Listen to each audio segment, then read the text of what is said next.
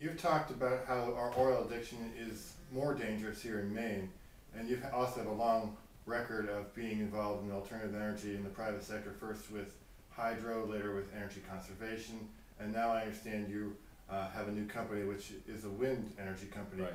Maybe you could tell us a little bit about your company and why you think wind is a good energy solution for Maine. Well, Rob Gardner and I, who was an old friend, started this company about 2 years ago because we were frustrated that wind was sort of going in fits and starts in Maine, and there were some real problems in a regulatory sense. And we said, look, let's try to do this where we select sites in advance, try to avoid the regulatory problems. I'm not sure that's possible, by the way, and do it right. And we're involved in several projects. Fundamentally, there are three reasons we got into business. One, I hate talking about problems and not doing something about it. I just don't like, that's not my style.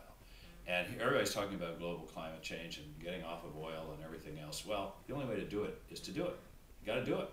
And the government's not going to build wind projects or tidal projects. The private sector has to come forward. So we decided, A, it was important from a global perspective. B, I have a lot of history and background in energy in Maine, and one of the Maine's energy problems, particularly now, in terms of electricity, is the volatility of prices. Mm-hmm. And 50% of our electrical supply right now is based on natural gas. That's downright dangerous. Supply and price, up, down, and we're subject, to the vagaries of the market with OPEC and everything else. Gas prices generally follow oil prices.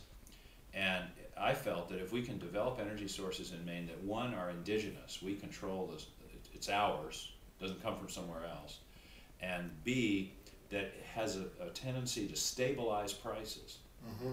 That's a good thing. The neat thing about wind or hydro is once you build it, you can give a fixed price for 15, 20 years. I mean, there's no fuel cost.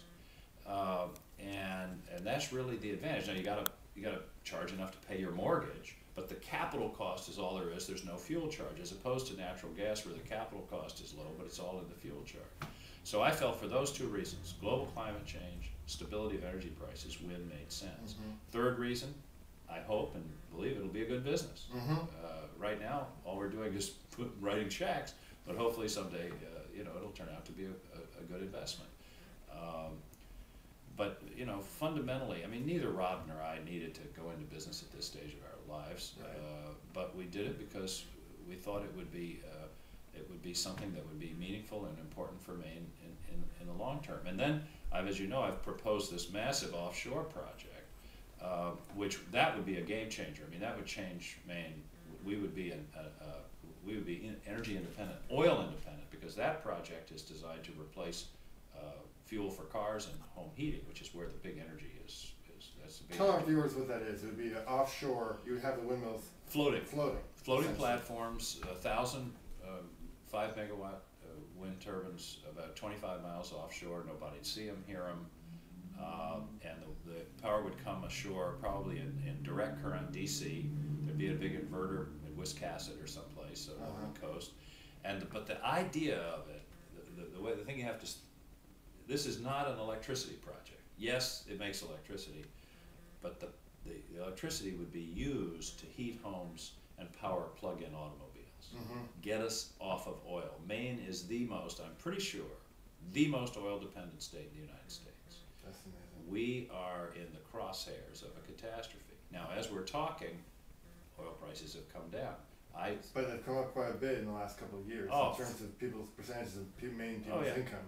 They've tripled. Right. They've tripled since 1998, 10 years ago. If they triple again, the state is uninhabitable. When you're talking $10, $12 a gallon gasoline and oil, which most people that look at this in a long-term way say is entirely possible, we're sunk. And so we've got to start now to do something about it. This issue really is at the core of Maine's continued existence and economic development. That's my belief, because, well, here's an example. In 1998, energy, home heating, cars, electricity amounted to 4% of the average Maine family's income, 4%. Today, 19%. Wow. That's unsustainable. That's an amazing, and another way to think of it is for every dollar that gasoline or home heating oil goes up, $1.2 billion evaporates out of Maine. Wow. $1.2 billion for every dollar. And goes where? Saudi Arabia? Yeah, Saudi Arabia. It goes mostly to people who don't like us. Right. It goes, you know, it all goes out of state. It all goes out of state. So, you know, you go up $2, $2.5 billion. That's as if we've more than doubled the income tax and the sales tax combined. Right. It's a tax, but we're not getting anything for it. It's going, you know, it's all going to other places. In fact, I was reading Tom Friedman's new book yesterday. It's going to fund the other side of the war on terror. It's amazing. First time in history you've had a country funding both sides of a war. But it's exactly where it's going. It's going into a lot of these Middle East. They go to so-called charities. Friedman talks about this, and it ends up with Al Qaeda and these other. That's where the dough